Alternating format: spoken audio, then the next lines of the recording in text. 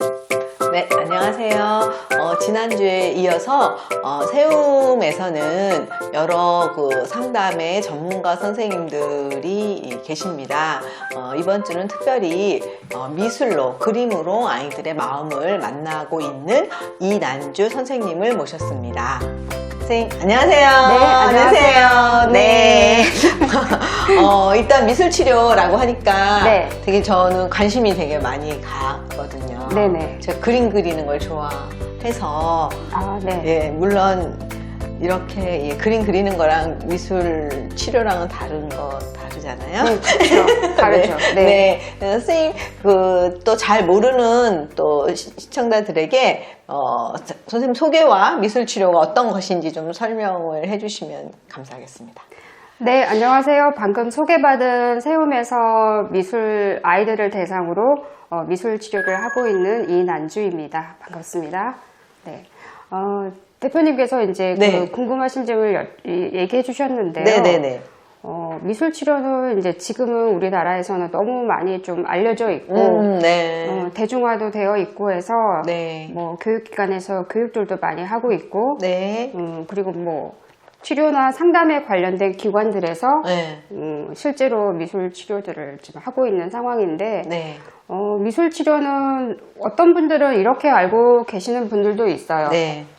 그림을 그려놓고, 제가 지금 어떤 상태인지, 얘기 좀 맞춰봐. 해주시면 네, 맞춰봐. 수수께끼처럼 그렇게 물어보는 네. 분들도 계시고, 네. 사실은 이제 몰라서 하시는 질문들이고요. 네. 실질적으로는 미술 치료라고 하면 이제 학문적으로는 미술과 심리학의 만남이라고 할 수 있고요. 지금 대표님과 저랑 언어로 소통을 네, 하고 네. 있는데 네. 미술 치료의 경우는 그 소통의 수단이 미술이라는 매체라고 이해하시면 될 것 같습니다.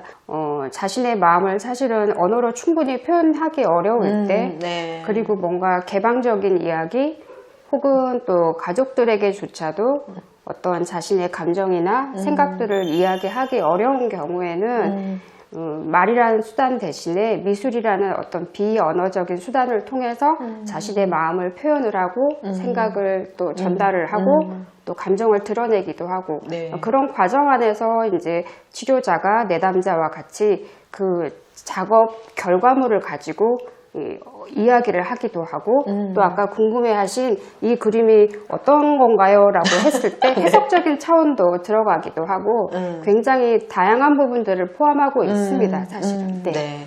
그러면은 이제 미술을 매개로 네. 심리를 상담을 하는 거라고 제가 이해를 했는데요. 네. 그러면 저희 세움의 아이들, 수용자 네. 자녀들을 특히 상담할 때 특별히 미술 치료를 활용하는 어떤 장점이 있을까요? 제가 세움에서 만난 아이들은 여기서 일을 한 기간이 그렇게 사실 길지는 않습니다. 네. 한 1년 정도 조금 넘었는데요. 네. 그래서 제가 만난 아이들은 대부분 아동 청소년이었고요. 네. 그래서 아동 청소년의 경우에는 또 그 아이들이 대표님께서 말씀하신 것처럼 누구누구의 자녀란 이름으로 사실 세움을 그쵸. 찾아오죠. 네, 예, 그래서 그 아이들이 그 자녀의 이름으로 찾아왔을 때는 이미 누구누구라는 나라는 이름 대신에 어떤 앞에 사람의 꼬리표가 붙죠. 그걸 네. 가지고 오는 네. 아이들이기 때문에 네. 그 아이들을 만나보면은 굉장히 많이 다들 위축되어 있고 나답게 혹은 자신을 보다 현실적으로 이렇게 바라보는 경우는 거의 없어요. 부정적으로 바라보고 또 많이 위축되어 있고 또 소외되어 있다는 그런 느낌도 많이 받았고요. 그래서 그런 아이들을 만나고 있죠. 그래서 그런 아이들을 대상으로 말로 표현하지 못했던 어떤 생각이나 감정 또 가족과도조차 공유할 수 없었던 그런 감정들 네. 부정적인 경험들을 이제 미술을 통해서 표출하고 표현하게끔 도와주는 거라고 할 수 있습니다. 네. 감정이 여러 가지 희노애락이 있는데, 네. 지금 이제 선생님 말씀하신 것처럼 이제 부정적인 감정이라는 네. 표현을 하셨잖아요. 그러면 이제, 만났던 아이들의 공통적으로 나왔던 그 부정적인 감정은 어떤 정도였어요? 아이들이 사실은 이제 저 또한 친해지기 전까지는 굉장히 낯선 사람이거든요. 그래서 아이들이 네, 사실 그렇죠. 타인에 대해서 쉽게 마음을 열지는 않았어요. 네. 이 사람에게 과연 내가 경험한 것들을 나눠도 될까? 이야기해도 될까? 내가 가지고 있는 솔직한 그런 감정들, 그 감정들 안에는 슬픔도 있고, 외부로부터 받은 상처들도 있고, 누구누구의 자녀, 그리고 스스로 내가 좀 뭐라 그럴까요? 자존감이 많이 낮아져 있는 상태로 오기 때문에, 그런 감정들이 많았고, 오히려 분노나 화 같은 감정들은 잘 드러내지 못했어요. 눌러야 된다고 생각하고 그런 감정들은 가족과도 쉽게 공유를 하지 않았어요, 아이들이. 그래서 그런 부분도 있고 가장 크게 조금 느꼈던 거는 굉장히 조심스러운 단어이긴 한데 약간 수치감, 수치스러움, 내 의지와 상관없이 일어난 일이지만 마치 내 것처럼 여기면서 그런 꼬리표들을 내 것으로 가져오면서 타인과 관계하는 것이 어려워지고 또 회피적인 그런 태도들도 많이 보이고 그래서 저는 수치심이라는 감정이 가장 아이들이 많이 가지고 있는 감정이 아니었을까라고 생각이 듭니다. 그게 이제 다양한 미술 활동을 통해서 그 마음들을 이제 표현하고 알게 되는 건데 처음 왔을 때와 그다음에 이제 그 잘 상담이 돼서 했을 때 것들을 변화를 한 것을 저도 보면서는 그냥 자세한 건 모르지만 그래도 아이들이 이만큼 또 마음을 열었구나 또 어느 정도의 그 약간의 그 상처들을 표현했구나 이런 걸 알게 된 것 같아요. 미술치료 이렇게 하시면서 아이들의 변화나 성장을 더 가까이 만나셨을 텐데요. 또 가장 크게 그런 변화를 느꼈던 순간을 조금 더 나눠주시면 감사하겠습니다. 가장 최근에 종결을 한 이제 청소년의 경우인데요. 나를 좀 알고 싶어요 라는 질문을 가지고 찾아왔어요. 그래서 그러면은 자신을 알고 싶다고 하는데 어떤 방식으로 알기를 원하니 이런 이제 계획을 서로 이야기하면서 조율을 합니다. 그래서 목표를 잡아서 가는데 그 친구가 처음에는 자신이 어떤 사람인지를 모르겠다. 내가 무엇을 좋아하는지도 모르겠고 무엇을 싫어하는지조차도 잘 모르겠다. 그래서 그런 이제 자신을 알아가는 한 방법의 수단으로 이제 미술을 본인이 또 하는 거를 좋아했어요.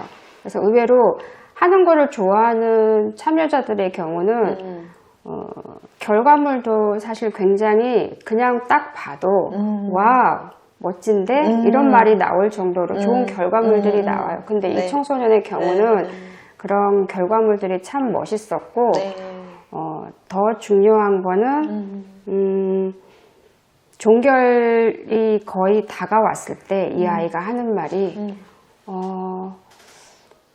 자신에 대해서 알게 된 부분도 있지만 자신도 스스로 내가 어떻게 변했는지 잘 몰랐는데 주변에서 친구들이 달림아 너 이전과 다르게 되게 뭔가 자존감이 높아진 것 같아. 좀 뭔가 당당해진 것 같아. 그런 피드백을 받았다고 저한테 얘기를 해줬어요. 그래서 제가 그래?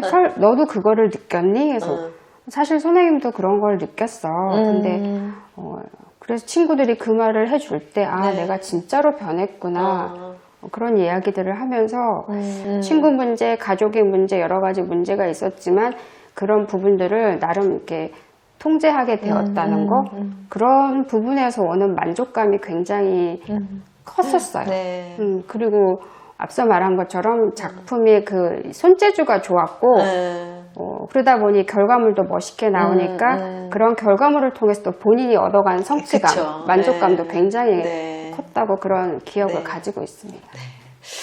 이렇게 그 아이들이나 다른 세팅에서도 만나면서 이렇게 변화가 있는 참여자들 만나면 되게 그럼요. 그쵸. 너무 보람되고 뿌듯하고 그래서 그 그 종교랑 그 친구에게 제가 치료자로서 처음으로 편지란 걸 적어서 줬어요. 네. 종교를 앞두기 네. 전날에 그 아이를 생각하면서 이렇게 편지를 적었는데 네. 저는 지금 거의 임상을 20년 해오면서 그런 적은 처음이었거든요. 아, 그렇구나. 그러니까 모든 저를 만나는 사람에게 제가 그렇게 하지는 않은데 이 친구에게는 뭔가 편지를 써서 조금 그 종교에 대한 선물을 하고 싶다 네. 그래서 편지를 적어서 당일날 읽어줬어요. 그 자리에서. 근데 감동이다. 네, 그래서 근데 그 친구가 제가 편지를 뭐 누구누구에게 이렇게 하지 않고 시처럼. 네, 그녀에게 이런 식으로 해서 3인칭 시점으로 해서 줬는데 그 친구가 그 편지를 듣더니 자신은 작업을 하고 있고 저는 옆에서 편지를 읽어줬는데 그 친구가 아, 감동이에요, 선생님. 이럴 때, 그치, 너무 감동이지. 같이 그렇게 정말 좀 뭐라 그럴까요? 멋있는 아름다운 세리머니를 했다고 할까요? 굉장히 저도 기억에 남아있고, 저한테는 낯선 경험이었지만 이 친구한테는 그런 선물을 해주고 싶다? 이런 생각이 문득 들어서 그렇게 해줬던 기억도 있습니다. 감사합니다. 아니요, 저 그런 친구를 또 만난 것도 저도 감사한 부분이죠. 같이 네. 성장하는 것 같아요. 네. 그러니까 지난번에 만났던 엄 선생님도 그렇고 네. 오늘 이난주 선생님도 그냥 그 상담자, 참여자로 만나는 것이 아니라 마음으로 만나주고 계셔서 너무 감사하다라는 생각이 또 다시 한번 듭니다. 그 아이가 그날 마지막 날 저도 잠깐 사무실 왔다가 만났는데 네, 와 웃으면서 선생님 저 되게 건강해졌어요 라고 표현을 했어요. 네, 맞아요. 근데 그 상담을 시작할 때는 살이 엄청 거의 다 그러니까 입맛을 잃어가지고 밥을 전혀 안 먹고 살이 엄청 빠졌는데 뭐 7kg인가 8kg 쪘다고 하면서 쪘어요. 건강해졌어요 라는 게 그냥 육체적으로 살이 쪘다는 게 아니라 그 마음에 근육이 근육이 생겼다 이런 생각이 들어서 그리고 막 그 작품 보여줬거든요. 네. 네. 저보다 더 멋진 얘기를 해주셨어요. 마음에 근육이 생겼다는. 근육 소실이었는데 네. 근육이 이렇게 생긴 네. 거죠. 단단해진 네. 거죠. 네. 그래서 아이들이 단단해져서 가는 곳 같아요. 세움이란 곳이. 그리고 사실은 저도 이제 주로 치료 전문 기관에 가서 하지만은 세움은 조금 특별한 그런 게 있어요. 어떤 거예요? 조금 더 뭔가 가족적인 분위기가 더 커서인지 제가 토요일에 일을 하러 오는데 네. 지금 평일에 처음 왔거든요. 네. 세움에. 네. 오, 완전 여기 오피스 분위기인데 근데 주말은 정말 그렇지 않아요.